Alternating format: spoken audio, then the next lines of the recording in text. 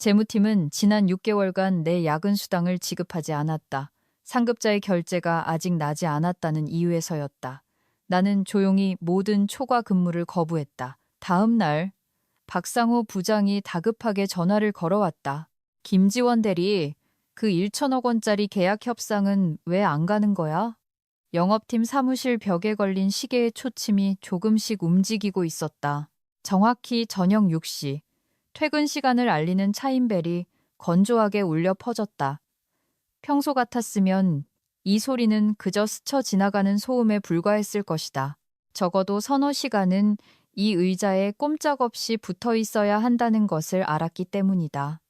하지만 오늘은 달랐다. 나는 노트북 덮개를 닫았다. 탁 하는 단호한 소리에 옆자리의 동료 몇몇이 나를 돌아보았다. 신경 쓰지 않았다. 나는 여유롭게 핸드백을 집어들고 수첩을 서둘러 쑤셔 넣은 뒤 지퍼를 올리고 일어섰다. 사무실의 강화유리 문을 향해 걸어가는 순간 재킷 주머니 속 휴대폰이 세차게 울렸다. 화면에 최민준 이사님이라는 발신자 이름이 떠올랐다. 화면 속 시계는 저녁 6시 20분을 가리키고 있었다. 한 달 전만 해도 이 전화를 받다면 심장이 철렁 내려앉았을 것이다. 나는 허둥지둥 통화 버튼을 눌렀을 테고 입으로는 내 뇌를 연발하며 자리로 돌아갔을 것이다. 1천억 원 규모의 더 크리에이티브 그룹 프로젝트 기획안을 수정하기 위해 밤새도록 키보드를 두드렸을 것이다. 더 크리에이티브 그룹은 태양테크 서울지사가 간절히 따내고 싶어하는 거물급 고객, 즉 기름진 먹잇감이었다. 최민준 이사는 연말평가에서 이 프로젝트를 자신의 목숨처럼 여겼다. 하지만 지금 나는 그저 깜빡이는 화면을 조용히 바라볼 뿐이었다. 엄지손가락으로 휴대폰 측면의 버튼을 가볍게 쓸어 무음으로 바꿨다. 휴대폰을 주머니에 넣고 문을 밀어 복도로 나섰다. 복도는 텅 비어 있었고 형광등 불빛이 번쩍이는 타일 바닥을 비추고 있었다. 나는 엘리베이터에 올라타 금속문에 비친 내 모습을 바라보았다. 태양테크에 바친 4년의 청춘. 그 대가로 얻은 것은 우탄 다크서클과 창백해진 피부, 그리고 소진된 영혼뿐이었다.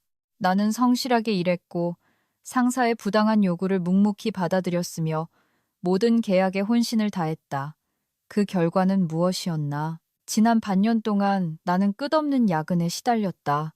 사무실에서 뜬 눈으로 밤을 새우고 새벽 2시에 차갑게 식은 편의점 김밥을 급하게 삼켰다. 근로기준법에 따라 계산된 내 초과 근무 수당은 총 8천만 원에 달했다. 8천만 원은 나의 땀과 눈물, 나의 건강이었다. 그런데도 내 직속상관인 박상우 부장은 번번이 핑계를 대며 결제를 거부했다.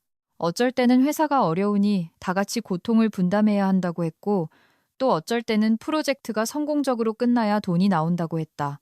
어제 나는 탕비실에서 박 부장과 최 이사가 나누는 대화를 우연히 엿들었다. 그들은 나 같은 직원은 허황된 희망만 조금 던져주면 알아서 소나 말처럼 일하니 굳이 비싼 야근 수당을 줄 필요가 없다고 낄낄거렸다. 분노가 치밀어 목이 메었다. 나의 맹목적인 헌신이 다른 이들의 착취와 사리사욕을 채우는 도구에 불과했다는 것을 깨달았다. 엘리베이터 문이 1층에서 열렸다. 서울의 차가운 밤 공기가 얼굴에 와닿자 정신이 번쩍 들었다. 나는 인파 속으로 걸어 들어갔다. 휴대폰에 다시 메시지 알림이 떴다. 박 부장이었다. 내일 협상 자료 수치를 수정해야 하니 즉시 사무실로 복귀하라는 내용이었다. 나는 비웃음을 흘리며 메시지를 옆으로 밀어버리고 버스에 올라탔다. 내일부터 이 회사에서는 모든 것이 바뀌어야 한다. 더 이상 그들의 소나 말이 되어주지 않을 것이다. 다음 날 아침, 나는 7시 55분에 회사에 들어섰다. 자리에 앉자마자 팽팽한 긴장감이 사무실을 감싸고 있음을 느꼈다. 박 부장이 개인 사무실에서 살기등등한 표정으로 걸어 나왔다. 그는 내 책상 위에 서류 뭉치를 내던졌다. 퍽 하는 요란한 소리에 인턴 사원 몇몇이 깜짝 놀라 고개를 숙였다. 그는 으르렁거리며 물었다. 어젯밤 무슨 짓을 했기에 이사님 전화를 받지도 않고 문자에 답장도 없어서 자신과 임원진이 새벽 2시까지 보고서를 직접 수정하게 만들었냐고. 나는 박 부장을 올려다보며 침착하고 담담한 태도를 유지했다. 어젯밤은 개인적인 휴식 시간이었고 전화를 받지 않을 권리가 있다고 또박또박 대답했다. 게다가 더 크리에이티브 프로젝트의 모든 기본 데이터는 어제 업무 시간 내에 이미 완료하여 보고했다고 덧붙였다. 박 부장은 자기 귀를 의심하는 듯 눈을 부릅떴다. 지난 4년간 그는 누가 무슨 일을 시키든 고개 숙여 일하고 꾸짖어도 그저 죄송하다고만 하는 내 모습에 익숙해져 있었다. 그는 양손으로 책상을 짚고 나무판을 손가락으로 탁탁 두드리며 목소리를 낮추었지만 여전히 위협적인 말투로 말했다. 김 대리, 일 좀 한다고 교만해지지 마. 이 회사에 당신 없어도 프로젝트는 잘만 돌아가. 나는 책상 위에 서류 뭉치를 정리해 한쪽으로 깔끔하게 치웠다. 박 부장의 눈을 똑바로 쳐다보며 한 글자 한 글자 분명하게 말했다. 교만한 것이 아니라고. 단지 제 책임과 권리를 다할 뿐이라고. 그리고 지난 반년간 밀린 야근 수당 8천만 원에 대한 지급 품위를 즉시 해결해달라고 요구했다. 박 부장의 얼굴색이 변했다. 그는 내 시선을 피하며 헛기침을 하더니 낡은 레퍼토리로 변명하기 시작했다. 요즘 회사 재정이 빠듯하니 멀리 내다볼 줄 알아야 한다고 먼저 헌신하고 나중에 누리라고 했다. 이번 더 크리에이티브 프로젝트가 성공하면 특별 보너스를 제안하겠다는 말도 덧붙였다. 푹. 나는 소리내어 웃었다. 씁쓸한 웃음소리가 조용한 사무 공간에 울려 퍼졌다. 이런 공허한 약속은 너무 많이 들었다. 먼저 헌신하고 나중에 누려라. 하지만 그 누리는 사람은 결코 내가 아니었다. 바로 그때 이유미 대리가 문을 열고 사무실로 들어왔다. 그녀는 신상 명품 원피스를 입고 손에는 값비싼 디올백을 든 채 짙은 향수 냄새를 풍기고 있었다. 유미는 나보다 2살 어렸고 입사는 2년 늦었다.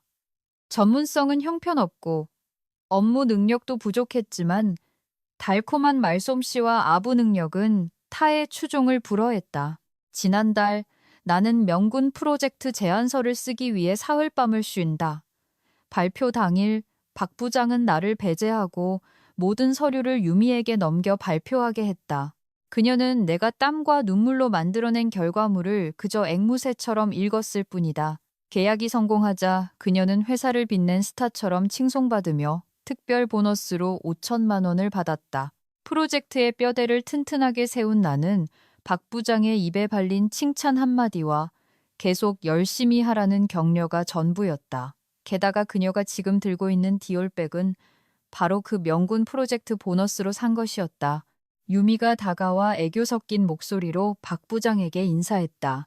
그녀는 나를 힐끗 쳐다보며 비웃더니 박 부장에게 아양을 떨며 오늘 오후에 영업팀을 대표해 더 크리에이티브 프로젝트의 협력업체 미팅에 간다고 보고했다.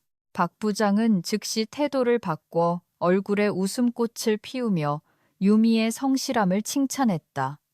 나는 눈앞에 이 역겨운 광경을 보며 심장이 차갑게 식었다. 그들은 내 눈앞에서 저속한 연극을 펼치고 있었다. 내 노력을 발판 삼아 내 권리를 짓밟고 출세하고 있었다. 분노는 극도의 냉정함으로 바뀌었다. 나는 다음에 무엇을 해야 할지 알았다. 오전 10시, 나는 두툼한 야근 증빙 서류 뭉치를 들고 3층 재무팀으로 직접 내려갔다. 재무팀장은 한치의 오차도 없는 기계처럼 일하는 냉정한 여자 윤수경 부장이었다. 내가 서류를 책상 위에 올려놓자 윤 부장은 몇 장 넘겨보더니 그대로 다시 밀어냈다. 서류에 부서장 결제 서명이 없어 지급할 수 없다고 퉁명스럽게 말했다. 나는 실제 근무 기록이 있다고 설명하려 애썼다. 지문인식 근태 시스템에 매일 밤 10시 이후에 퇴근한 기록이 남아있고 보안 요원도 증인이라고 말했다. 윤 부장은 코끝에 걸린 안경을 밀어 올리며 무심한 눈으로 나를 쳐다봤다. 회사 규정은 서류이며 관리자 서명이 없으면 지문 기록도 무의미하다고 했다. 나는 윤 부장이 원칙을 어긴 것이 아니라는 것을 알았다. 나를 가로막는 자는 바로 박상호였다. 나는 다시 5층으로 올라가 노크도 없이 박 부장의 사무실로 직행했다. 박 부장은 책상에 다리를 올린 채 담배를 피우고 있었다. 내가 불쑥 들어오자 그는 불쾌한 듯 미간을 찌푸렸다. 나는 그의 책상 위에 서류를 올려놓고 즉시 서명해달라고 요구했다. 박 부장은 담배를 길게 한 모금 빨고 하얀 연기를 내뿜으며 거만한 목소리로 말했다. 직장 생활하면서 돈 한 푼 한 푼 따지는 사고방식은 버리라고. 내가 일 처리가 느리고 생산성이 떨어져서 남아서 일하는 것 아니냐고 훈계했다. 회사가 전기세, 수도세 안 받는 것만으로도 다행으로 알라며 터무니없는 요구는 하지 말라고 했다. 그의 뻔뻔하고 모욕적인 말들이 내 자존심에 비수처럼 꽂혔다. 나는 영업팀 전체 업무량의 60%를 감당해왔다. 그런데 이제 와서 나를 생산성 낮은 직원으로 몰아붙이다니. 나는 심호흡을 하고 한마디 한마디 힘주어 말했다. 지금 이 순간부터 부장님이 평가하는 생산성에 맞춰 일하겠다고. 나는 뒤돌아 사무실을 나섰고 등 뒤에서 들려오는 박 부장의 고함 소리는 무시했다. 오후 영업팀 전체는 다음 날 있을 더크리의 이 이티브 프로젝트 협상을 위해 정신없이 바빴다. 유미는 서류를 인쇄하느라 분주했지만 계속해서 양식을 틀렸다. 오후 4시 박 부장은 내 책상에 두꺼운 서류 뭉치를 던지며 상대 측에서 일부 조항을 변경했으니 비용 예측 모델 전체를 다시 돌리라고 요구했다. 그는 이것이 긴급한 일이며 내일 아침 8시까지 반드시 끝내야 한다고 강조했다. 나는 업무량을 훑어보았다. 이 정도 일을 끝내려면 나처럼 숙련된 사람도 밤을 꼬박 새워야 했다. 나는 서류 뭉치를 책상 가장자리로 밀어냈다. 지금은 오후 4시 15분. 오늘 제게 남은 근무 시간은 2시간이 채 되지 않는다고 태연하게 대답했다. 이 일을 끝낼 수 없다고. 정시키고 싶으시다면 초과 근무 요청서를 작성하고 서명과 직인을 찍어 법에 따라 수당을 지급하겠다는 약속을 하시면 받겠다고 했다. 박 부장은 화가 머리끝까지 찼다. 그는 나를 손가락으로 가리키며 무책임하고 상사에게 반항한다고 소리쳤다. 사무실 전체가 숨을 죽이고 이 광경을 지켜봤다. 나는 더 이상 말싸움하지 않았다. 오래된 문서를 열고 내 직무 기술서에 명시된 자잘한 업무들을 처리하며 여유롭게 키보드를 쳤다. 정확히 저녁 6시 퇴근 알람이 울렸다. 나는 데이터를 저장하고 컴퓨터를 끄고 책상을 정리했다. 박 부장은 멀리서 불꽃 튀는 눈으로 나를 쏘아봤고 유미는 입술을 삐죽이며 주변 사람들에게 소곤거렸다. 나는 가볍게 미소 지으며 가방을 메고 문을 나섰다. 오늘 저녁 서울의 거리는 차들로 붐볐지만 내 마음은 깃털처럼 가벼웠다. 전쟁은 공식적으로 시작되었고 나는 준비가 되어 있었다. 더 크리에이티브 그룹과의 중요한 협상은 목요일 오전에 열렸다. 나는 사무실 구석에서 건조한 표들이 가득한 컴퓨터 화면을 보며 일하고 있었다. 하지만 내 귀에는 대회의실에서 터져 나오는 환호성이 똑똑히 들렸다. 회의실 문이 활짝 열리고 유미가 사람들의 찬사 속에 걸어 나왔다. 박 부장은 그녀의 어깨를 툭툭 치며 영업팀의 여장군이라고 환하게 웃으며 칭찬했다. 그들은 1천억 원짜리 계약을 성공적으로 체결했다. 하지만 나는 그 속사정을 잘 알고 있었다. 더 크리에이티브 그룹의 임원진은 리스크 분석 시스템과 최적화된 운영 방안에 완전히 설득당했다. 그것은 2달 전 내가 보름 동안 직접 현장 조사를 다니며 얻은 데이터를 기반으로 쓴 100페이지에 가까운 기획서였다. 어젯밤 내가 예측 모델 재작업을 거부하자 박 부장은 내 옛날 기획서를 뒤져 날짜만 수정한 뒤 유미에게 주어 보고하게 한 것이었다. 내 노력은 또다시 다른 사람의 이력서를 빛내는데 뻔뻔하게 도용되었다. 30분도 채 되지 않아 내 책상 전화벨이 울렸다. 최민준 이사의 비서가 즉시 이사실로 올라오라고 통보했다. 나는 셔츠깃을 바로잡고 6층으로 천천히 걸어 올라갔다. 최 이사의 사무실은 푹신한 양목 카펫이 깔린 텅 빈 공간처럼 넓었다. 그는 커다란 가죽 의자에 거만하게 앉아 있었다. 박 부장은 한쪽에서 두 손을 모은 채 공손히 서 있었다. 내가 들어서는 것을 보고도 최 이사는 고개도 들지 않은 채 손가락으로 방 중앙을 가리키며 서 있으라고 했다. 숨 막히는 침묵이 흘렀다. 최 이사는 헛기침을 하며 기업 문화, 희생정신, 팀워크에 대한 길고 지루한 훈계로 말을 시작했다. 그는 내가 오래된 직원으로서 후배들에게 모범을 보여야 하는데 며칠간 반항적인 태도를 보이며 파벌을 만들고 회사의 기강을 무너뜨렸다고 말했다. 그는 책상을 손가락으로 두드리며 내 이기적인 행동 때문에 더 크리에이티브 프로젝트를 망칠 뻔했다고 비난했다. 나는 등을 꼿꼿이 세우고 두 손을 배 앞에서 모은 채 그의 모든 모함을 묵묵히 들었다. 그가 숨을 고르기 위해 말을 멈췄을 때 비로소 입을 열었다. 내 목소리는 크고 명료하게 사무실에 울려 퍼졌다. 나는 그의 모든 비난을 반박했다. 박 부장과 유미 대리가 내 지적 재산을 훔쳐 협상에 나섰다고 폭로했다. 내 원본 기획서가 없었다면 그들이 무엇으로 1천억 원짜리 계약을 따냈겠냐고 물었다. 최 이사의 얼굴이 굳어졌다. 그는 책상을 내리치며 상사를 모욕하는 무례한 언행을 그만두라고 소리쳤다. 박 부장은 서둘러 동조하며 내가 동료의 성공을 시기하는 배은망덕한 인간이라고 몰아붙였다. 나는 물러서지 않고 최 이사의 눈을 똑바로 쳐다봤다. 칭찬도 여장군이라는 칭호도 필요 없다고 선언했다. 내가 필요한 것은 단 하나. 회사가 내 야근 수당 8천만 원을 정당하게 지급하는 것이라고. 돈을 주면 일을 하는 것이라고. 회사가 빚을 모두 갚으면 계속해서 헌신적으로 일하겠다고. 만약 회사가 권력으로 나를 억누르려 한다면 모든 근태 기록과 업무 증거를 가지고 노동청에 가겠다고 했다. 최 이사의 얼굴이 붉어졌다가 창백해졌다. 그는 직원들을 호통치는 데 익숙했지만 이렇게 논리적으로 맞서는 사람은 본 적이 없었다. 그는 이를 갈며 내게 나가라고 소리치고 곧 쓴맛을 보게 될 것이라고 위협했다. 나는 최소한의 예의를 갖춰 고개를 살짝 숙여 인사하고 돌아섰다. 내 등 뒤로 이사실 문이 닫혔고 하찮은 직원 하나 굴복시키지 못해 분노하는 두 남자가 남았다. 금요일 아침 태양테크의 공기는 짙게 가라앉아 있었다. 컴퓨터를 켜자마자 인사팀에서 보낸 긴급 메일이 눈에 들어왔다.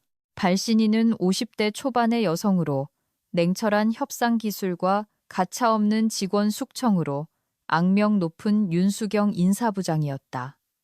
메일 내용은 간결했다. 즉시 자기 사무실로 오라는 것이었다.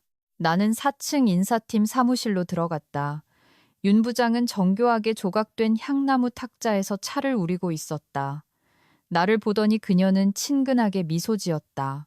너무나 전문적이어서 오히려 가식적으로 보이는 미소였다. 그녀는 향긋한 차 한 잔을 내 쪽으로 밀어주며 마치 친언니가 동생을 타이르듯 부드러운 목소리로 말했다. 젊을 때는 감정적으로 행동하기 쉽다고. 그녀는 내가 능력 있고 경력도 있으니 미래가 밝다고 칭찬했다. 그러고는 서랍에서 미리 인쇄된 합의서 한 장을 꺼내 가볍게 책상 위에 올려놓았다. 합의서에는 내가 초과 근무 수당과 관련된 모든 이해 제기를 자발적으로 포기하는 대신 회사는 다음 분기 평가에서 내 기본급을 5% 인상하는 것을 검토하겠다는 내용이 적혀 있었다. 그녀는 찻잔을 들어 한 모금 마시며 내 표정에서 눈을 떼지 않았다. 그녀는 분수를 알고 행동하라고 고작 8천만 원 때문에 스스로의 경력을 망치지 말라고 충고했다. 또한 서울의 IT 업계는 좁아서 태양테크에서 나쁜 평가를 받으면 다른 어디에서도 일자리를 구하기 힘들 것이라고 강조했다. 나는 책상 위에 얇은 합의서를 보며 경멸감이 차올랐다. 내 기본급의 5%는 고작 월 20만 원 남짓이었다. 그들은 그 푼돈으로 내 땀과 눈물이 담긴 8천만 원을 빼앗고 내 미래의 생계까지 위협하려 했다. 나는 그 종이를 윤 부장 쪽으로 다시 밀어냈다. 단호하게 대답했다. 정당한 노동의 대가를 포기할 이유는 없다고.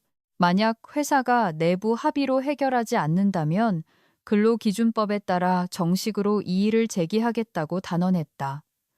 윤 부장의 입가에서 미소가 사라졌다. 그녀의 눈빛은 날카롭고 차갑게 변했다. 그녀는 찻잔을 책상에 세게 내려놓았고 찬물이 밖으로 튀었다. 그녀는 으르렁거렸다. 좋은 말로 할 때 들었어야지. 쓴맛을 보고 싶나 보군. 나는 일어나 더 이상 대꾸하지 않고 문으로 향했다. 영업팀 사무실에 발을 들여놓자마자 모든 사람의 컴퓨터에서 동시에 이메일 알림음이 울렸다. 최민준 이사가 직접 결제한 긴급 인사 발령 공지였다. 내용은 내가 회사 문화 부적응을 이유로 영업분석 전문위원회에서 행정지원팀 잡무 담당으로 강등되며 현재 급여의 30%를 삭감한다는 것이었다. 사무실은 쥐 죽은 듯 조용해졌고 모든 시선이 내게 쏠렸다. 나는 태연하게 구석에 있던 종이 박스를 끌어와 개인 물품을 챙기기 시작했다. 수첩 하나하나, 펜 한 자루, 책상 위 작은 가족 사진까지 조심스럽게 상자에 담았다. 유미는 팔짱을 낀 채 유리 파티션에 기대서서 재능 있는 사람이 드디어 제자리를 찾았네. 행정팀 내려가서 탕비실이랑 화장실 청소나 잘해봐 라고 비아냥거렸다. 몇몇 동료들은 불똥이 튈까 두려워 안타까운 눈으로 나를 똑바로 쳐다보지 못하고 고개를 숙였다. 나는 종이박스를 안고 유미 옆을 지나갔다. 잠시 멈춰서서 두꺼운 화장으로 뒤덮인 그녀의 얼굴을 똑바로 쳐다봤다. 능력은 머릿속에 있는 것이라고. 어느 자리에 있든 나는 나 자신이지만 무능한 자는 아무리 비싼 명품을 걸쳐도 그 천박한 본질을 가릴 수 없다고 분명히 말했다. 유미의 얼굴이 새파랗게 질렸다. 그녀는 화가 나서 입을 열었지만 나는 이미 문 밖으로 걸어 나가고 있었다. 엘리베이터로 향하며 나는 완전히 새로운 자리에서 일할 날들을 시작했다. 그들은 나를 진흙탕으로 밀어넣으면 내 입을 막을 수 있다고 생각했겠지만 큰 착각이었다. 이 억압은 이 썩어빠진 회사에 대한 내 마지막 인내심을 불태우는 불씨가 되었다. 행정지원팀 잡무 담당의 자리는 1층 가장 구석진 곳, 햇빛도 들지 않고 늘 퀴퀴한 곰팡이 냄새가 나는 곳에 있었다. 내 일과는 정수기 물통 교체, 이면지 분류, 파쇄할 서류 옮기기, 다른 부서 커피 심부름 같은 가장 하찮은 자빌로 축소되었다. 임원진은 육체적 피로와 정신적 모욕을 통해 내가 스스로 사직서를 내게 만들려 했다. 억압의 절정은 다음 주 화요일 오후에 찾아왔다. 박 부장이 사무실 전화로 행정팀에 전화했다. 그는 거만한 말투로 내가 직접 5층으로 올라와 극비 서류 뭉치를 가져가 파쇄하라고 명령했다. 나는 이를 악물고 사계층을 걸어 올라갔다. 영업팀에 들어서자 박 부장은 비웃으며 테이프로 봉인된 종이박스 하나를 책상 위에 던졌다. 그는 영업팀의 국가기밀이니 절대 열어보지 말라고 큰 소리로 경고했다. 사무실 전체가 웃음바다가 되었다. 나는 무거운 상자를 들고 1층으로 내려왔다. 직업적인 직감으로 커터칼로 테이프를 잘랐다. 안에는 아무것도 인쇄되지 않은 새하얀 A사 용지 뭉치만 들어 있었다. 박 부장은 단지 자신의 병적인 자존감을 만족시키고 나를 직원들의 웃음거리로 만들기 위해 이런 장난을 친 것이었다. 나는 그 상자를 구석에 던져버렸다. 바로 그때 내 개인 휴대폰이 울렸다. 모르는 번호였다. 전화를 받았다. 수화기 너머에서는 차분하고 정중한 남성의 목소리가 들려왔다. 자신을 차 변호사라고 소개했다.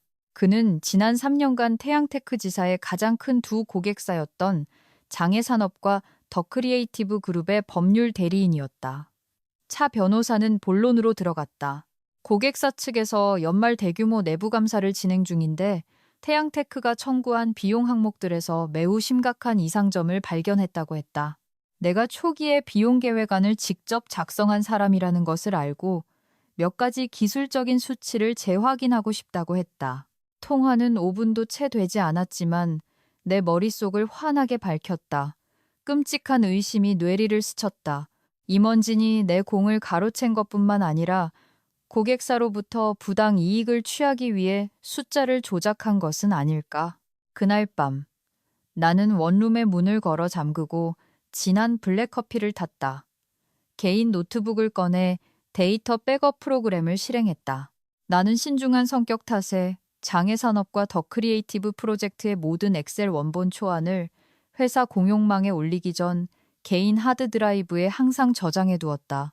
내가 직접 계산한 원본 재무보고서를 열었다. 그리고 차 변호사가 참고용으로 보내준 임원진이 최종 결제하여 고객사에 보낸 보고서와 나란히 놓았다. 수천 개의 행과 열이 담긴 2개의 파일이 화면에 나타났다. 나는 비용 항목 하나하나를 샅샅이 훑었다. 비교할수록 심장은 더 빨리 뛰었고 등골이 오싹해졌다. 그들은 교묘하고 대담하게 데이터를 위조했다. 더 크리에이티브 프로젝트의 인건비 항목에서 내 원본에는 중급 엔지니어 5명만 배치되어 있었다. 하지만 최종 보고서에는 박 부장과 최 이사가 존재하지도 않는 고급 컨설턴트 3명을 추가해 놓았다. 각 직책에 월 5천만 원의 비용이 책정되어 있었다. 그게 다가 아니었다. 서버 임대 비용 항목에서 내가 시장 조사를 통해 산정한 원가는 1억 원이었다. 고객사에게 보낸 보고서에는 3억 원으로 부풀려져 있었다. 숫자들은 체계적으로 20, 30%씩 부풀려졌다. 더 크리에이티브 프로젝트 하나에서만 발생한 차액이 150억 원이 넘었다. 이 막대한 돈은 분명히 지사 임원진의 개인 주머니로 흘러 들어갔을 것이다. 나는 의자에 주저앉았다. 차갑게 식은 두 손을 꽉 쥐었다. 이 회사는 내 노동력을 착취했을 뿐만 아니라 대규모 금융사기를 저지르고 있었다. 내 야근 수당 8천만 원은 그들이 긁어모으는 검은 돈에 비하면 아무것도 아니었다. 나는 시한폭탄을 손에 쥐고 있었다. 이 폭탄은 최민준, 박상호, 윤수경의 권력의 자리를 통째로 날려버릴 만큼 강력했다. 토요일 아침, 나는 서울 구도심의 작은 골목 깊숙한 곳에 있는 조용한 찻집에서 차 변호사를 만나기로 했다. 찻집 안은 조용했고 잔잔한 연주곡과 은은한 향냄새만이 감돌았다. 차 변호사는 정시에 도착했다. 그는 회색 정장을 입고 있었고 단정한 모습과 금속태 안경은 오랜 경력의 법조인 특유의 날카로움을 풍겼다. 우리는 나무 병풍 뒤 구석진 자리를 골랐다. 차 변호사는 차 2잔을 주문하고 내 쪽으로 서류 뭉치 하나를 밀었다.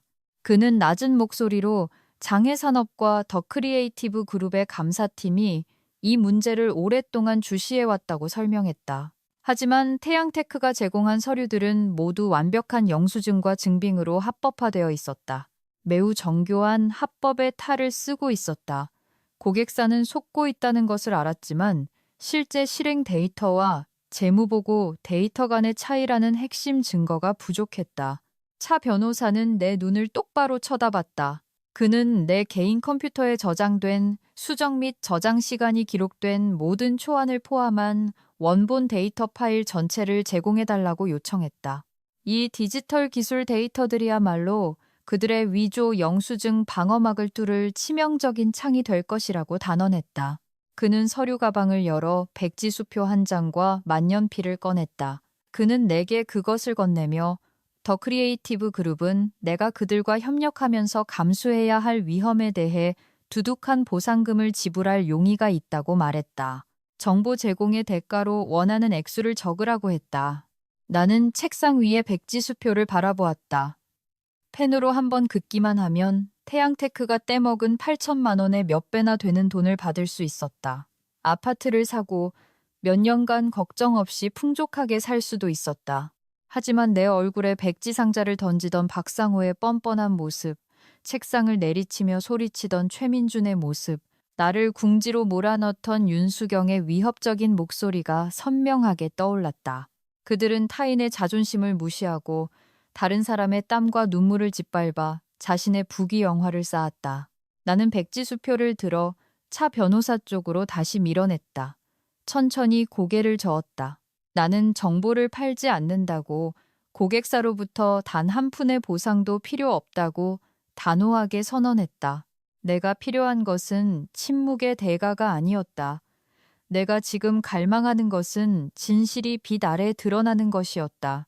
나 자신뿐만 아니라 그 썩어빠진 조직에서 부서져 버린 내 청춘의 세월을 위해 정의를 되찾고 싶었다. 차 변호사는 잠시 놀란 듯했다. 그의 눈빛은 냉정한 전문가의 모습에서 진정한 존경의 빛으로 바뀌었다. 그는 수표를 가방에 넣고 내 결정에 대한 존중의 의미로 고개를 끄덕였다. 그는 내게 매우 신중하게 행동해야 한다고 당부했다. 이 증거들이 제출되는 순간 태양테크 임원진은 가장 비열한 수단을 동원해 반격할 것이기 때문이었다. 이 싸움은 매우 치열할 것이며 마음 약한 자가 설 자리는 없을 것이라고. 나는 씁쓸한 차를 한 모금 마셨다. 입안에 퍼지는 쓴맛이 내 정신을 더욱 굳건하게 만들었다. 나는 차 변호사에게 오늘 밤 모든 전자 파일을 암호화하여 변호사 사무실에 보안 메일함으로 보내겠다고 약속했다.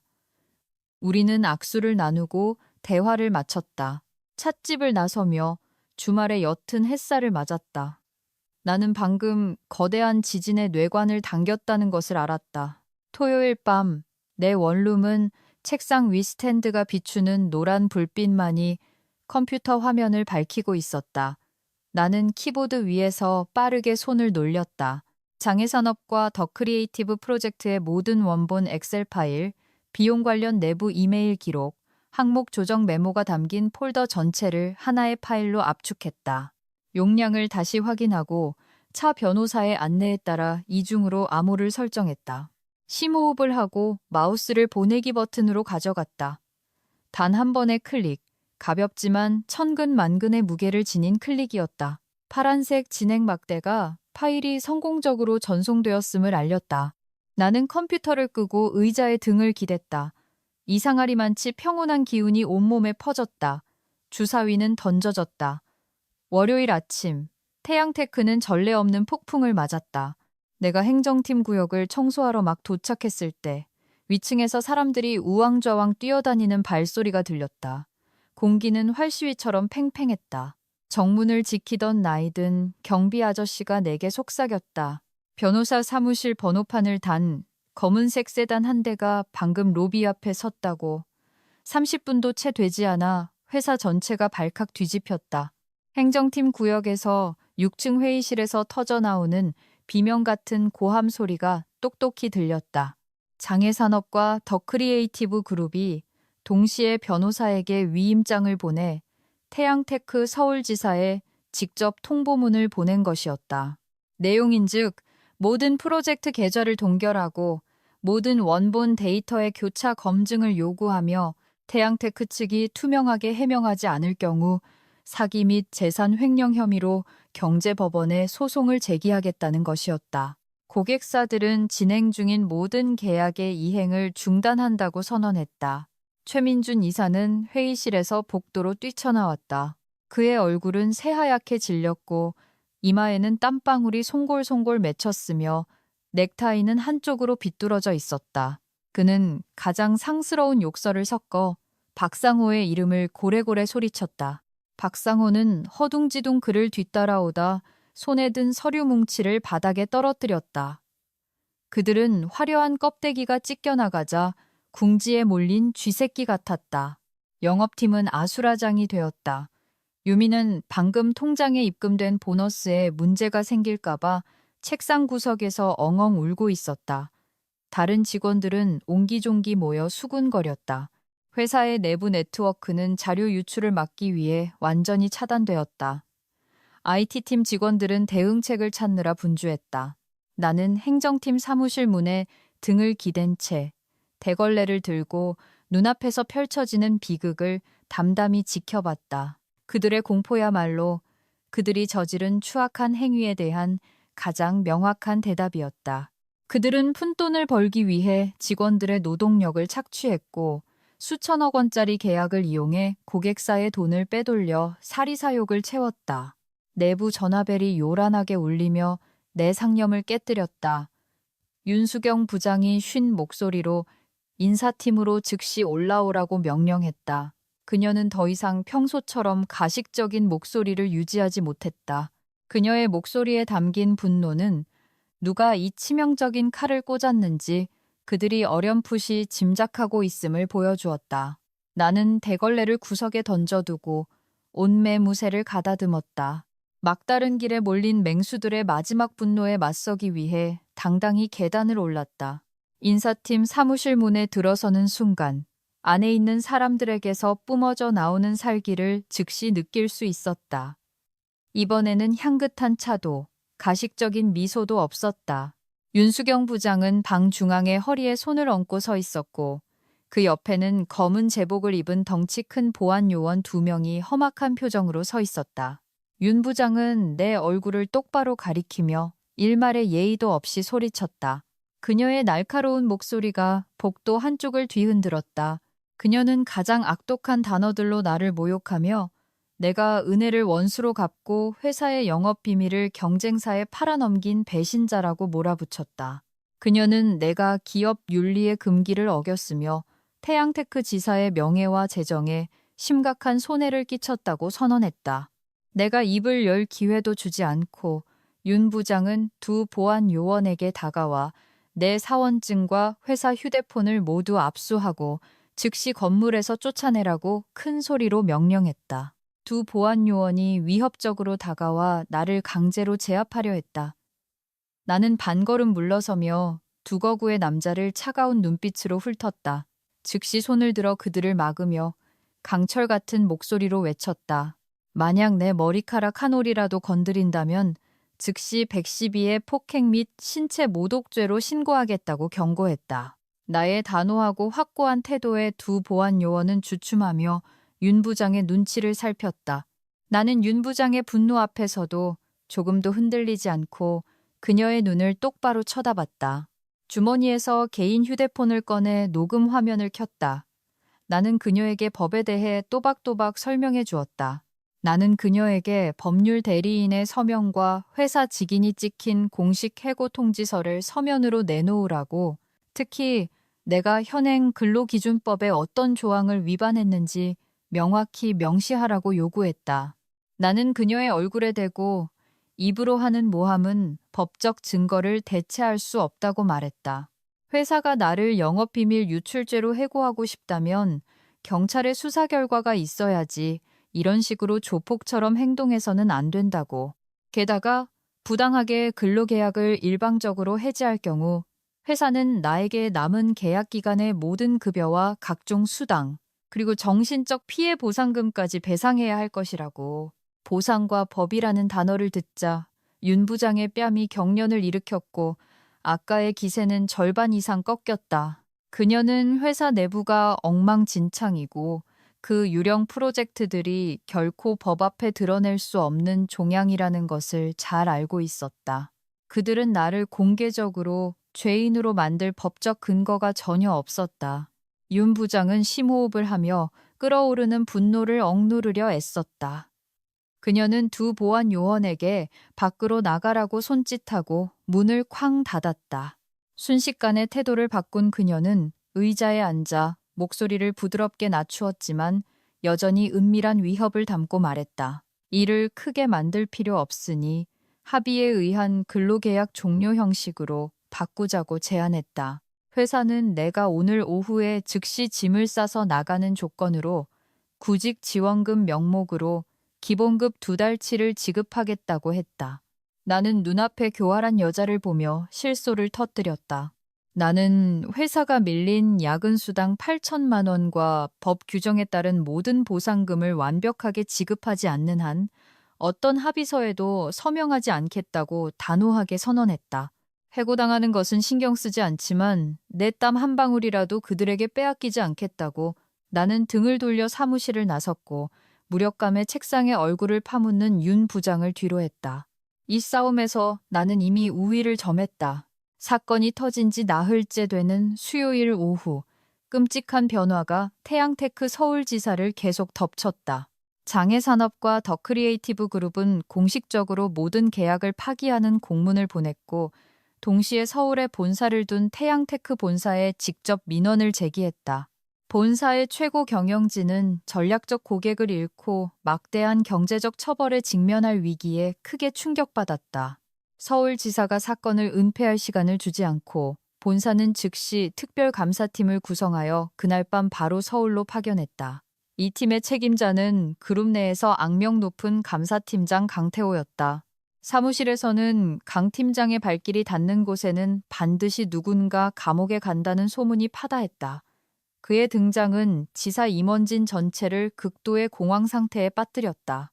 최민준 이사는 병가를 내고 회사에 나오지 않았고 박상우 부장은 사무실에 틀어박혀 문을 걸어 잠갔다. 나는 윤 부장과의 격렬한 대치 이후 모든 컴퓨터 시스템 접근 권한이 차단되었지만 아무도 감히 나를 쫓아내지 못했다. 나는 행정팀 구석에 앉아 태연하게 책을 읽으며 이 허상제국의 붕괴를 지켜봤다. 오후 3시경 매우 전문적인 모습의 회색 정장을 입은 남자가 행정팀 구역으로 들어왔다. 그는 정중하게 인사하며 자신을 강 팀장의 개인 비서인 황 비서라고 소개했다.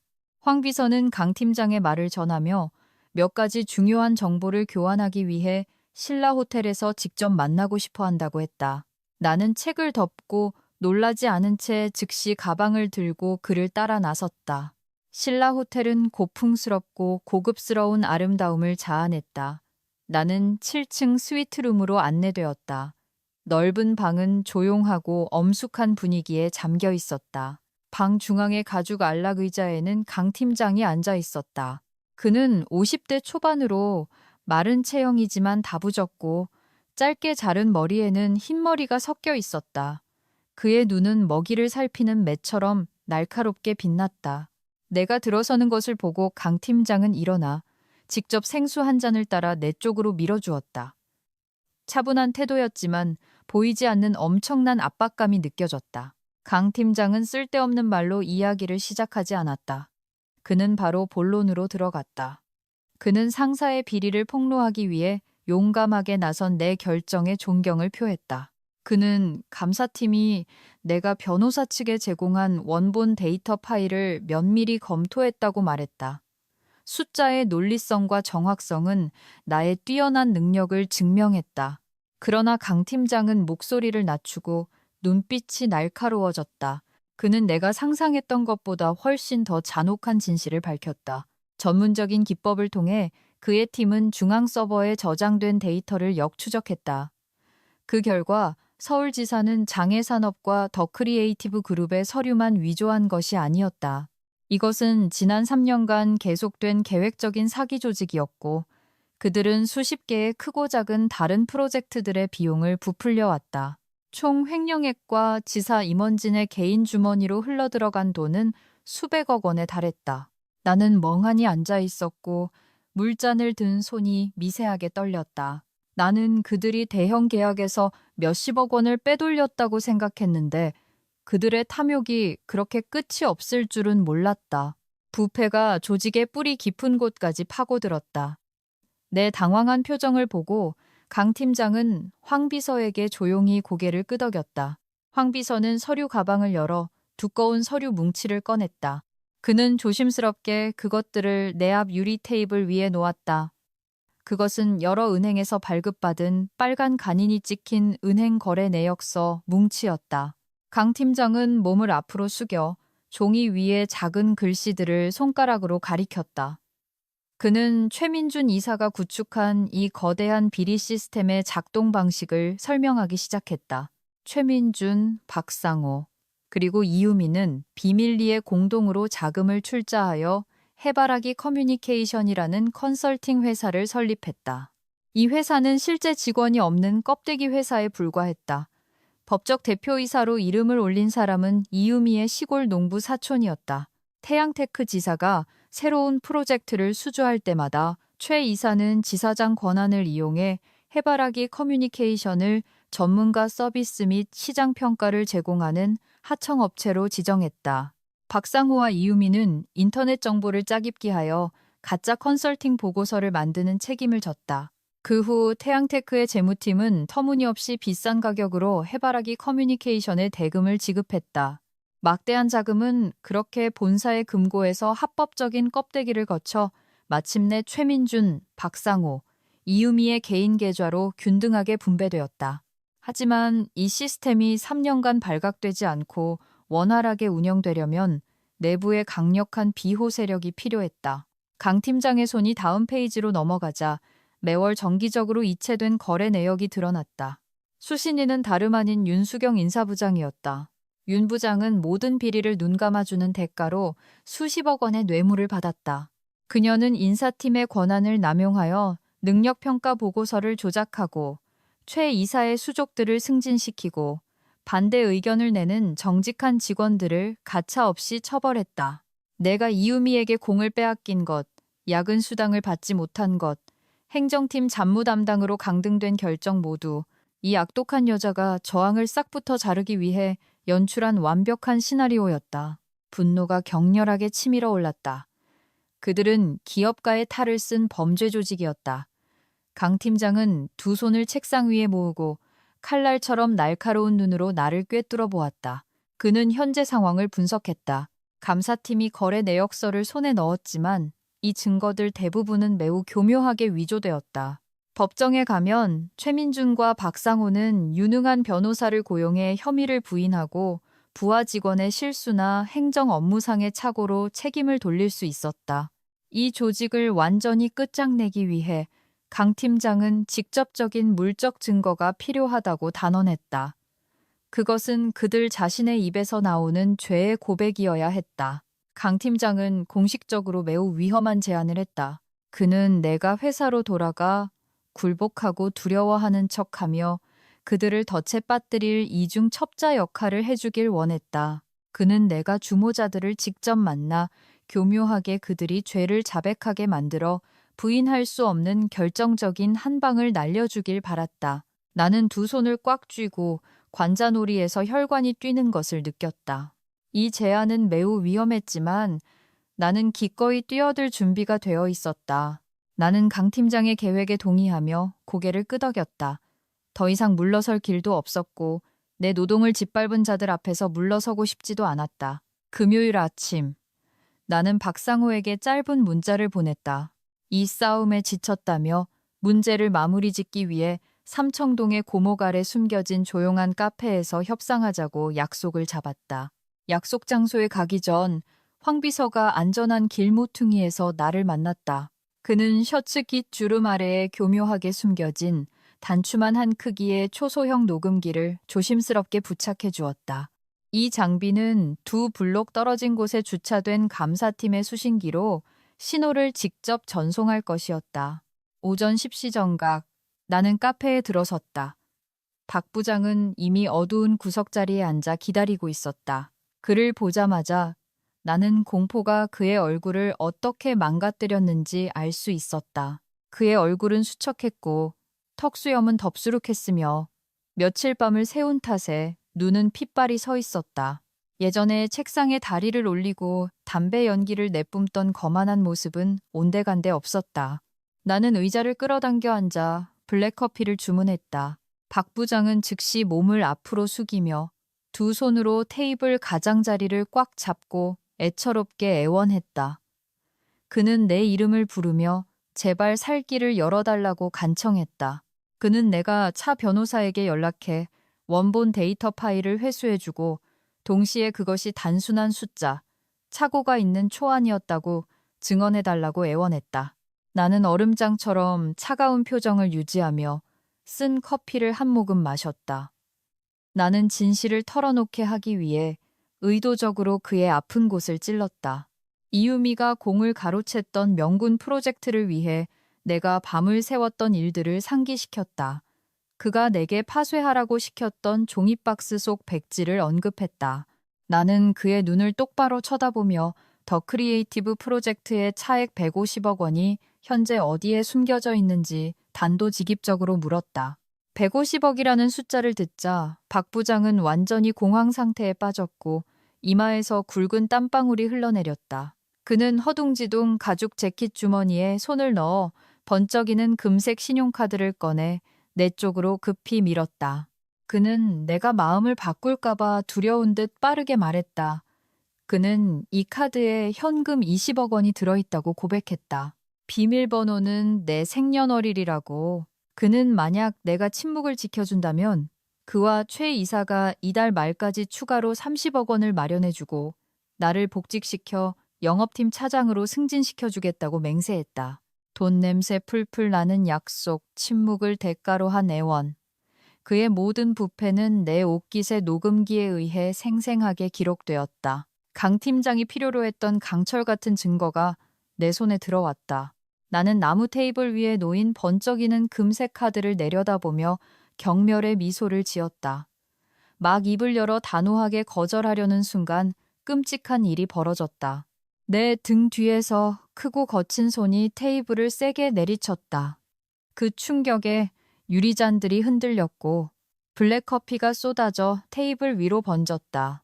최민준 이사가 어느새 나타나 있었다. 그의 얼굴은 붉게 상기되었고 근육은 긴장했으며 눈은 사냥감에 취한 맹수처럼 번뜩였다. 내가 반응할 틈도 없이 최 이사는 몸을 숙여 내 셔츠 깃에 손을 뻗었다. 그는 셔츠의 맨 위 단추를 세게 잡아뜯어 초소형 녹음기를 끄집어냈다. 최 이사는 등골이 오싹해지는 비웃음을 터뜨리며 그 장비를 타일 바닥에 세게 내던졌다. 그는 비싼 구두굽으로 그것을 힘껏 짓밟았다. 바삭하는 건조한 소리와 함께 비싼 장비는 산산조각이 났다. 최 이사는 양손으로 테이블을 짚고 내 얼굴에 바싹 다가서며 야만적인 위협을 으르렁거렸다. 그는 이런 값싼 스파이 놀이로 자신을 속일 수 있다고 생각한 내가 너무 순진했다고 말했어. 그는 게임은 이제부터 시작이며 내가 치러야 할 대가는 상상 이상으로 비쌀 것이라고 선언했다. 최 이사의 분노는 카페의 좁은 공간에서 폭발했다. 주위 손님들은 불똥이 튈까 두려워 서둘러 일어나 다른 곳으로 피했다. 최 이사는 내 맞은편 의자에 털썩 주저앉았다. 그는 검은 커피 자국으로 얼룩진 나무 테이블을 무심하게 손가락으로 두드렸다. 낮고 악의에 찬 목소리로 그는 4년 전 과거 속으로 사라진 한 이름을 상기시키기 시작했다. 박지훈. 그 이름이 들리는 순간 등골을 따라 차가운 전율이 흘렀다. 나는 지훈의 모습을 떠올렸다. 지훈은 나와 같은 시기에 입사한 매우 뛰어난 인턴이었다. 그는 똑똑하고 열정적이었으며 항상 햇살처럼 밝게 웃었고 순수한 헌신의 이상을 품고 있었다. 하지만 서울지사에서 일한 지 불과 몇 달 만에 지훈은 작별 인사 한마디 없이 갑자기 사라졌다. 당시 인사팀은 지훈이 과도한 업무 스트레스로 인해 무단 퇴사했다고 공지했다. 4년이 흘렀고 회사 사람들은 그 착했던 인턴을 더 이상 아무도 언급하지 않았다. 최 이사는 비웃음을 지으며 담배 연기에 누렇게 변한 이를 드러냈다. 그는 묻혀있던 진짜 이야기를 태연하게 털어놓았다. 4년 전 서울지사는 현재 그룹 부사장 자리에 버젓이 앉아있는 권혁진 당시 지사장이 직접 운영하고 있었다. 그때 권혁진은 총 투자액 400억 원을 허위로 계상한 그린 스마트시티라는 유령 프로젝트를 기획했다. 프로젝트의 목적은 오로지 권혁진이 본사로 승진하기 위한 실적을 꾸미고 동시에 막대한 자금을 빼돌려 내부 파벌과 나누기 위함이었다. 모든 것이 완벽하게 계획되었어야 했지만 지훈의 등장이 변수였다. 오래된 서버 데이터 저장고를 정리하는 임무를 맡았던 그 성실한 인턴은 우연히 이 프로젝트의 모든 허위 증빙 서류를 발견했다. 지훈은 IT 기술에 천부적인 재능이 있었다. 그는 회사 자금에서 권혁진이 설립한 유령 회사들로 직접 흘러들어간 자금의 흐름을 추적해냈다. 최 이사는 내 쪽으로 몸을 기울였다. 그의 눈빛은 어둠을 꿰뚫는 칼날 같았다. 그는 진실에는 항상 대가가 따른다고 말했다. 그는 권력과 돈에 의해 뿌리까지 부패한 조직에서 스스로 정의의 영웅이라 자처하는 자들에게 실제로 어떤 일이 일어나는지 내게 알려주고 싶어 했다. 그의 이야기는 냉정하고 명료했으며 직장 내 정의라는 모든 환상을 앗아갔다. 최 이사는 팔꿈치를 테이블에 기댄 채 박지훈이라는 인턴에 대한 피비린내 나는 이야기를 계속했다. 그는 지훈이 자신의 자리를 보전하기 위해 눈 감는 대신 용감하게 진실의 편에 섰다고 말했다. 지훈은 사흘밤을 꼬박 세워 모든 서버 데이터를 복사했고 수십 페이지에 달하는 상세한 비리 고발 보고서를 작성했다. 지훈은 그 보고서가 담긴 봉투를 서울에서 본사가 있는 부산으로 회장 비서실에 직접 전달되도록 특급 등기 우편으로 보냈다. 하지만 최 이사는 소리내어 웃었다. 소름 끼치도록 야만적인 웃음이었다. 그는 지훈의 피땀 어린 편지가 결코 서울을 떠나지 못했다고 의기양양하게 밝혔다. 권혁진의 충실한 신복이었던 윤수경 부장이 돈과 인맥을 이용해 서울 우편 집중국에서 그 편지를 중간에 가로챘던 것이다. 비리 증거는 즉시 권혁진의 책상 위에 고스란히 놓였다. 바로 다음 날 아침, 지훈은 허위사실 유포, 직업윤리 위반, 회사 자산 절도라는 이유로 해고 통지서를 받았다. 22살의 청년은 수많은 사람들의 무관심한 시선 속에서 보안 요원에게 질질 끌려 회사 밖으로 쫓겨났다. 최 이사는 목소리를 낮췄고 주위 공기는 얼어붙는 듯했다. 그는 그 후 3일간의 사건을 상세히 묘사했다. 태양테크를 떠난 지 3일 후 지훈은 끔찍한 교통사고를 당했다. 브레이크가 파열된 덤프트럭이 한밤중 한적한 도로에서 지훈을 정면으로 들이받았다. 정면 충돌로 인해 지훈은 두개골이 함몰되고 척추가 부러져 영원히 식물인간 상태에 빠졌다. 남은 생을 병원의 하얀 침대 위에서 기계에 의존해 살게 되었다. 술 냄새를 풍기던 트럭 운전사는 그날 밤 바로 경찰서에 자수했다. 사건은 교통사고 처리 특례법 위반으로 신속하게 종결되었다. 하지만 가장 끔찍한 진실은 구속 수사를 받던 그 트럭 운전사가 구치소에 수감된 지 단 하루 만에 갑자기 사망했다는 점이다. 부검 보고서는 사인을 급성 심근경색으로 결론 내렸고 모든 수사의 실마리는 완전히 끊어졌다. 살인 교사의 배후에 있던 진짜 주범은 여전히 법망 밖에서 유유자적하고 있었다. 최 이사는 엄지손가락으로 자기 등 뒤 차들이 붐비는 거리를 가리켰다. 그는 강태호 팀장이 감사팀을 이끌고 서울에 온 진짜 목적이 단순히 엑셀 시트의 숫자 몇 개를 잡으려는 것이 아니라고 단언했다. 강태호는 바로 지훈의 친삼촌이었다. 지난 4년간 그는 본사에서 조용히 권력을 쌓으며 사건을 뒤집을 절호의 기회를 기다리고 있었다.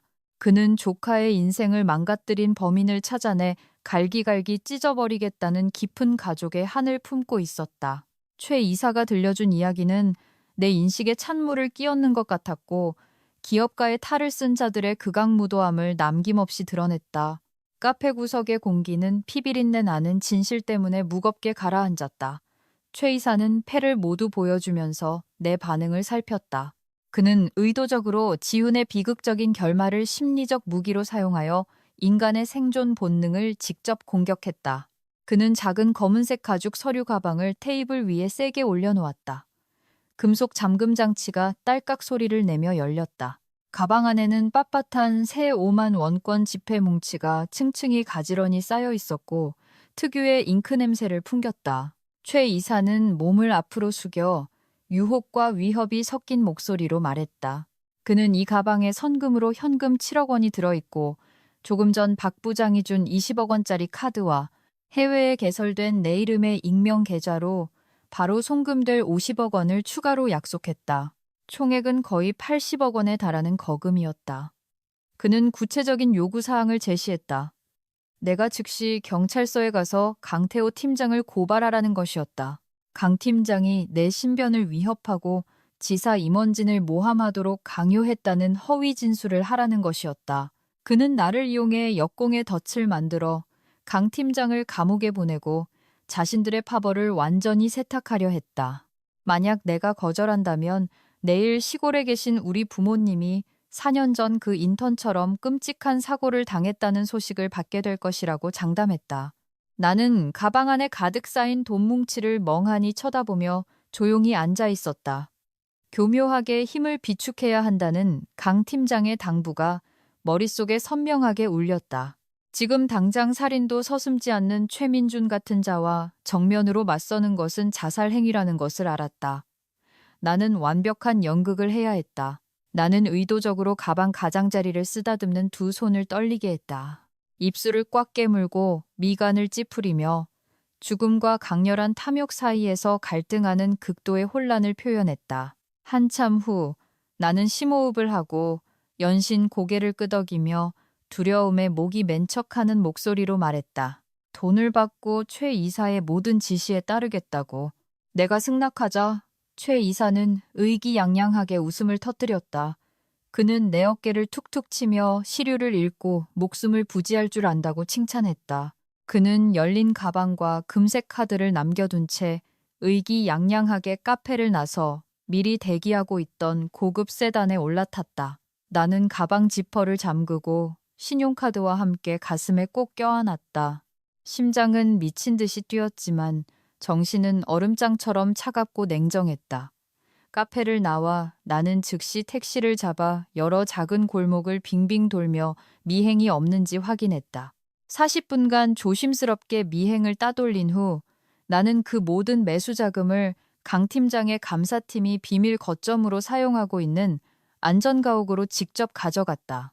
서대문구의 한 골목 깊숙한 곳에 위치한 안전가옥에서 나는 7억 원이 든 가방과 신용카드를 강 팀장의 책상 위에 올려놓았다. 나는 최 이사와의 만남 내용 전체를 상세히 보고했고 특히 4년 전 박지훈의 사고에 대한 끔찍한 진실을 강조했다. 강 팀장의 눈시울이 붉어졌고 이마에 주름이 깊게 패였다. 그의 손은 핏줄이 붉어질 정도로 주먹을 꽉 쥐고 있었다. 가족의 고통을 짊어진 남자의 분노는 무서웠지만 그는 여전히 노련한 수사관의 놀라운 침착함을 유지했다. 카페에서의 위장협상 3일 후 나는 낯선 번호로부터 문자를 받았다. 저녁 8시에 서호 시후가에 위치한 한적한 별장으로 오라는 요구였다. 발신인 이름은 없고 위치 정보만 찍혀 있었다. 강 팀장은 내가 가는 것을 허락했고 동시에 잠복 경호원 2명을 배치해 내가 탄 택시를 안전한 거리에서 뒤따르게 했다. 저녁 8시 정각, 나는 정교하게 조각된 철문을 지나 별장으로 들어섰다. 눈앞에 호화롭고 화려한 공간이 펼쳐졌다. 넓은 정원에는 소나무가 우거져 있었고 정원 중앙에는 비단잉어가 헤엄치는 연못에서 물 흐르는 소리가 들렸다. 연못가에서 나를 기다리고 있던 사람은 최 이사나 박 부장이 아니었다. 60대 정도로 보이는 당당한 체격에 포마드로 머리를 빗어넘기고 오른손에는 고급 파이프를 든 채 연기를 내뿜고 있는 남자였다. 그는 4년 전 서울지사장이자 400억 원 사기 사건의 주범, 그리고 지금은 본사 부사장 자리에 버젓이 앉아있는 권혁진이었다. 권 부사장은 몸을 돌려 교활할 정도로 인자한 미소를 지었다. 그는 손뼉을 2번 치고 천천히 내게 다가왔다. 그는 낮은 목소리로 내가 시류를 읽고 올바른 편에 줄을 설 줄 아는 아주 똑똑한 아가씨라고 칭찬했다. 그는 태연하게 연못에 물고기 밥을 한 줌 뿌렸다.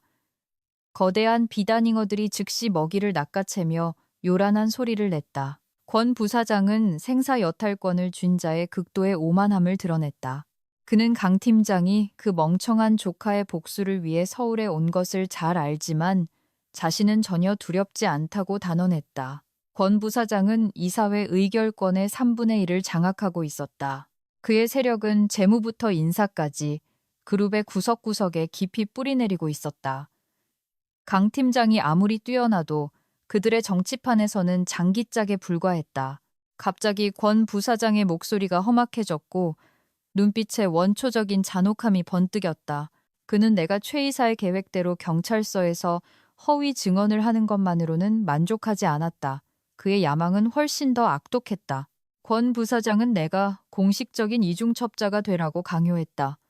그는 내가 다시 강 팀장에게 돌아가 협력하는 척하라고 지시했다. 내 임무는 감사팀장의 개인 컴퓨터에 접근하여 모든 비밀 수사 자료 파일을 훔치는 것이었다. 그런 다음 감사팀 서버에 랜섬웨어를 몰래 설치하고 동시에 강 팀장이 지사 임원진을 협박하여 500억 원의 뇌물을 요구했다는 허위 증거를 만들라고 요구했다. 권 부사장은 완벽한 함정, 판세를 뒤집을 치명적인 한 방을 원했다. 강 팀장을 수사관에서 공갈 협박 및 직권 남용의 범죄자로 만들어 버리려는 것이었다. 권 부사장은 파이프를 한 모금 빨고 내 얼굴에 연기를 내뿜었다. 그는 마지막 위협을 던졌다. 만약 내가 배신할 생각을 한다면 4년 전 인턴 박지훈의 결말이 나와 내 가족에게 가장 비참한 방식으로 닥칠 것이라고. 나는 담배 연기 속에서 꼼짝없이 서서 승리의 미소를 짓고 있는 진짜 악마와 마주했다. 권혁진의 의기양양함은 그의 노련한 얼굴 근육 하나하나에 뚜렷하게 드러났다. 그는 태연하게 양복조끼 주머니에서 옅은 갈색 봉투를 꺼내 비단잉어 연못 옆 돌탁자 위로 가볍게 던졌다. 봉투는 미끄러져 내 바로 앞에 멈췄다. 권 부사장은 턱짓으로 직접 열어보라고 했다. 나는 마른 침을 삼키고 약간 떨리는 손으로 봉투를 집었다. 안에 든 사진 뭉치를 살짝 꺼내는 순간 심장이 보이지 않는 손에 꽉 쥐어짜이는 듯했다. 그것은 건조한 경제 서류가 아니었다. 시골에 계신 우리 가족을 몰래 찍은 여러 장의 사진이었다. 첫 번째 사진은 아버지가 마당 앞에서 묵묵히 나무에 물을 주는 모습이었다. 두 번째는 아침 시장에 가시는 어머니의 모습이었다. 어머니 바로 몇 걸음 뒤에는 검은 점퍼를 입고 주머니에 손을 깊이 찔러 넣은 낯선 남자가 있었다. 마지막 사진은 내 여동생이 매일 통학할 때 타는 오토바이 번호판을 선명하게 찍은 것이었다. 연못 주위의 공간은 무서울 정도로 고요해졌다. 권 부사장은 비웃음을 지었다. 목구멍 깊은 곳에서 담배 연기 냄새가 짙게 벤쉐쉬거리는 웃음소리가 났다. 그는 자신의 친구들이 우리 고향에 여행 갔다가 우연히 화목한 가족의 모습을 보고 기념으로 몇 장 찍었다고 태연하게 설명했다. 그는 시골 노인들은 종종 예상치 못한 사고를 당한다고, 어쩔 땐 그냥 발을 헛디뎌 넘어지기도 하고, 어쩔 땐 박지훈처럼 브레이크가 파열된 트럭에 치이기도 한다고 말했다. 권 부사장의 말 한마디 한마디는 날카로운 칼날처럼 인간의 가장 약한 부분을 도려냈다. 그는 칼로 내 목을 겨누는 대신 내가 가장 사랑하는 사람들의 목숨을 인질로 삼아 심리적으로 압박했다. 그는 강 팀장의 컴퓨터에서 자료를 훔치고 랜섬웨어를 설치하는데 정확히 3일의 시간을 주었다. 그는 내가 조금이라도 반항하는 기미를 보이면 시골에 있는 수하들이 즉시 명령 없이 행동에 나설 것이라고 강조했다. 분노와 극도의 공포가 뒤섞여 가슴 속에서 치밀어 올랐다. 하지만 나는 이 악마 앞에서 무너져서는 안 된다는 것을 알았다. 나는 입술에서 피가 날 정도로 이를 악물고 항복하며 떨고 있는 연약한 장기말 역할을 완벽하게 해내려 애썼다. 나는 간신히 목소리를 쥐어짜내 제발 가족만은 건드리지 말아달라고, 시키는 대로 한 치의 오차도 없이 다 하겠다고 약속했다. 권 부사장은 만족스럽게 내 어깨를 세게 툭 쳤다. 그는 아무 일 없었던 것처럼 얌전히 임무를 완수하고 두둑한 보상금을 받아 멀리 떠나라고 당부했다. 나는 그에게 고개 숙여 인사하고 별장 문 밖으로 물러났다. 서호에서 불어오는 차가운 바람이 흠뻑 젖은 이마의 땀을 식혀주었다. 대기하고 있던 택시에 올라타자마자 나는 휴대폰을 꺼내 강 팀장에게 짧지만 생사가 걸린 메시지를 보냈다. 가족의 목숨이 악마의 손에 있습니다. 오늘 밤 당장 계획을 변경해야 합니다. 택시는 나를 서대문구의 안전가옥으로 직행했다. 강 팀장과 황 비서는 이미 거실에서 모든 통신 장비를 갖추고 기다리고 있었다. 나는 몰래 찍힌 가족 사진 뭉치를 테이블 위에 올려놓았다. 권혁진의 야만적인 위협 하나하나를 보고했다. 당황할 것이라는 내 예상과 달리 강 팀장은 지극히 날카롭고 차가운 미소를 지었다. 그의 눈은 먹잇감이 스스로 덫에 걸어 들어온 것을 본 노련한 사냥꾼의 빛으로 번뜩였다. 강 팀장은 매우 명료하게 상황을 분석했다. 권혁진이 내 가족을 위협했다는 것은 그들이 진정으로 두려워하고 조급해졌다는 증거였다. 뿌리까지 뽑아버리려는 이 조급함이야말로 그들의 치명적인 약점이었다. 강 팀장은 즉시 특수 휴대폰을 꺼내 본사 소속 보안팀과 우리 고향의 지방경찰청에 연락하여 협조를 요청했다. 단 1시간 만에 사복 차림의 보호팀이 부모님 댁 주변에 배치되어 근처를 어슬렁거리는 어떤 불량배라도 즉시 체포할 준비를 마쳤다. 내 가장 큰 걱정거리가 완벽하게 해결되었다. 이제는 우리가 역으로 계략을 써서 결정타를 날릴 때였다. 강 팀장은 황 비서에게 내 재킷 단추 안에 교묘하게 숨겨진 위치 추적 및 실시간 촬영 시스템을 설치하라고 지시했다. 계획은 매우 세밀하게 세워졌다. 강 팀장은 내가 범죄 집단 중에서 가장 심리적으로 불안해하는 박상호에게 먼저 연락하라고 요구했다. 우리는 박상호를 미끼로 사용하여 그들의 등 뒤에 칼을 꽂을 것이었다. 다음 날 아침, 나는 박상호에게 전화했다. 전화를 받자마자 그의 목소리는 심하게 떨렸다. 나는 심리적 선제 공격을 가했다. 권혁진이 모든 금융사기 및 자금 세탁 혐의를 그와 최민준에게 뒤집어 씌우고 자신은 안전하게 빠져나갈 준비를 하고 있다고 알려주었다. 나는 거래를 제안했다. 만약 박상호가 협조하여 최민준이 항상 자택 개인 금고에 숨겨두는 검은 돈 계좌 비밀번호가 적힌 수첩을 우리가 확보하게 도와준다면 감사팀은 그의 죄를 감형해달라고 탄원서를 제출하겠다고 했다. 막다른 길에 몰리고 동료에 대한 신뢰를 완전히 잃은 박상호는 무너졌다. 그는 울면서 내게 애원하며 내부 협조자가 되겠다고 약속했다. 그는 오늘 밤 최민준이 감사팀에 대응할 방법을 논의하기 위해 자신의 고급 주택에서 비밀 회의를 열 것이라고 털어놓았다. 이것은 천재이루의 기회였다. 점심 무렵 나는 대포폰으로 권혁진에게 전화했다. 나는 두려움에 떠는 목소리를 연기하며 강 팀장의 서버에 랜섬웨어를 성공적으로 설치했다고 보고했다. 동시에 나는 매우 중요한 거짓 정보를 덧붙였다. 강 팀장이 최민준의 집에 증거가 숨겨져 있다는 것을 눈치챘고 감사팀이 오늘 밤 최민준의 집을 급습할 것이라고 말했다. 보고를 들은 권혁진은 잠시 침묵하더니 모든 상황을 직접 목격하기 위해 나도 최민준의 집에 가 있으라고 명령했다. 그물은 쳐졌다. 오늘 밤 모든 것이 정의의 비달에 드러날 것이다. 밤 9시 정각. 최민준이 사는 고급 주택단지는 거짓된 평온함에 잠겨 있었다. 나는 강 팀장, 황 비서와 함께 당당히 그 동네에서 가장 큰 저택의 초인종을 눌렀다. 초인종 소리는 선전포고처럼 울려 퍼졌다.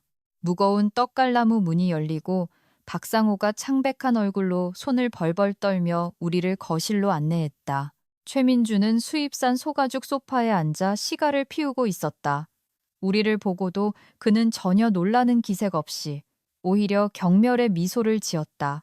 그는 다리를 꼬고 앉아 감사팀이 직권을 남용하여 직원의 사적인 공간에 무단으로 침입했다고 강 팀장을 도발했다.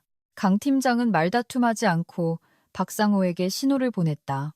마치 프로그래밍된 기계처럼 두려움에 질린 박상호는 벽에 걸린 유화 그림으로 다가가 그림을 옆으로 밀어 벽 속에 숨겨진 금고를 드러냈다. 박상호는 최민준의 경악에 찬 시선 아래 재빨리 비밀번호를 입력하고 금고를 열었다. 최민준은 벌떡 일어나 욕설을 퍼부으며 막으려 했지만 황 비서가 재빨리 앞을 가로막았다. 박상호는 금고에서 검은 가죽 커버의 수첩을 꺼냈다. 그곳에는 지난 3년간의 모든 검은 돈의 흐름과 사기 수법이 꼼꼼하게 기록되어 있었다. 강 팀장은 수첩을 받아들고 몇 페이지를 넘겨본 뒤 최민준을 똑바로 쳐다봤다. 그는 모든 증거가 확보되었으니 더 이상 발뺌할 수 없다고 단호하게 선언했다. 가장 믿었던 부하에게 배신당한 최민준은 완전히 무너졌다. 그는 바닥에 무릎을 꿇고 머리를 조아리며 모든 죄를 자백했다. 그는 모든 자금 세탁의 주범은 권혁진이며 4년 전 트럭 운전사를 고용해 박지훈을 식물인간으로 만든 것도 권혁진이라고 소리치며 자백했다. 바로 그때 나무 계단 쪽에서 느릿한 박수 소리가 들려왔다. 권혁진이 4명의 덩치 큰 검은 정장 경호원들을 대동하고 내려왔다.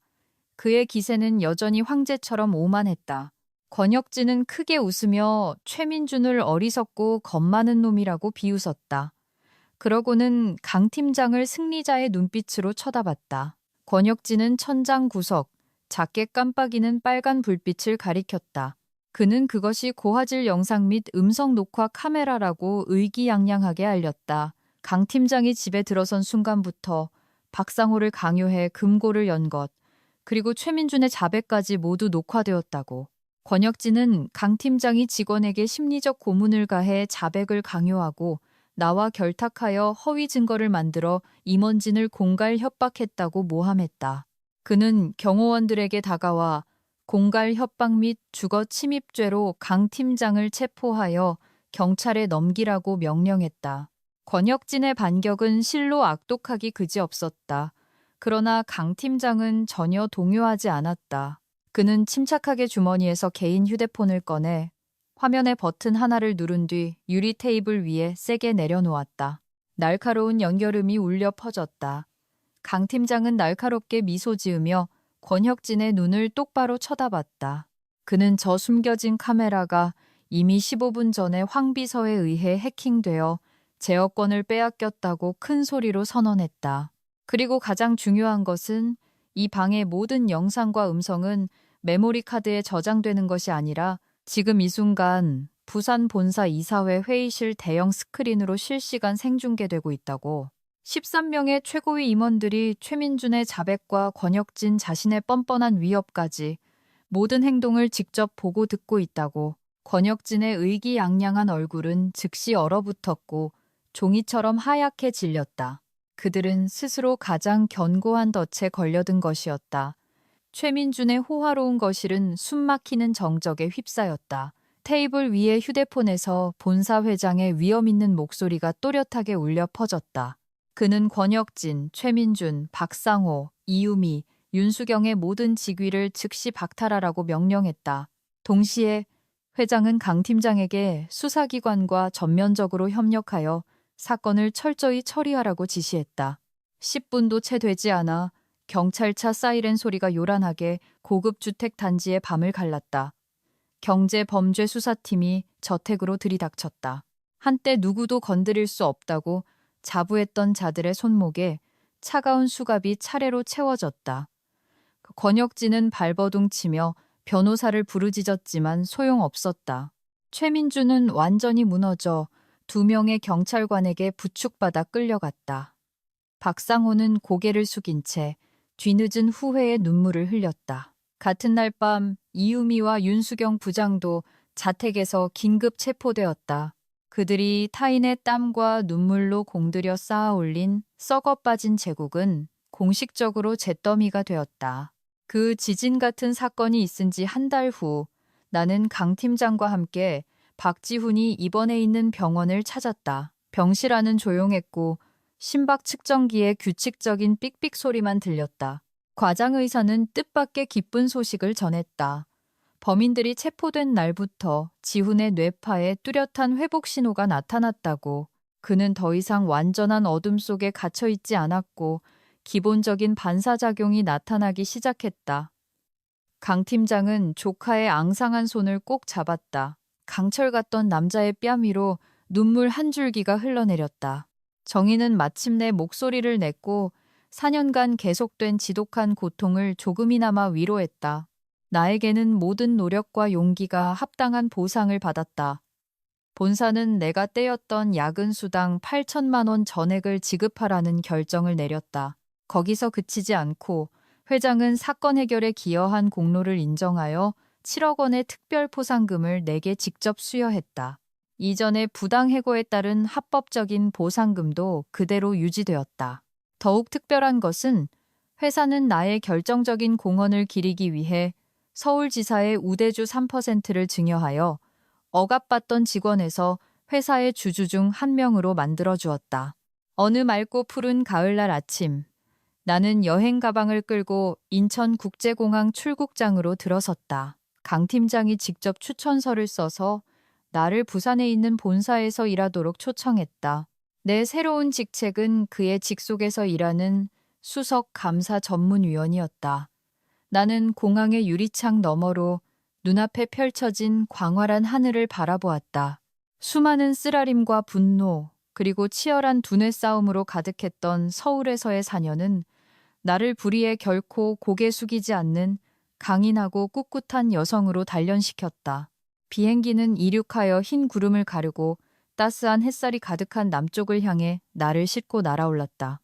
낡은 책의 한 장은 영원히 닫혔다. 내 인생의 새롭고 더 밝고 자유롭고 찬란한 장을 위해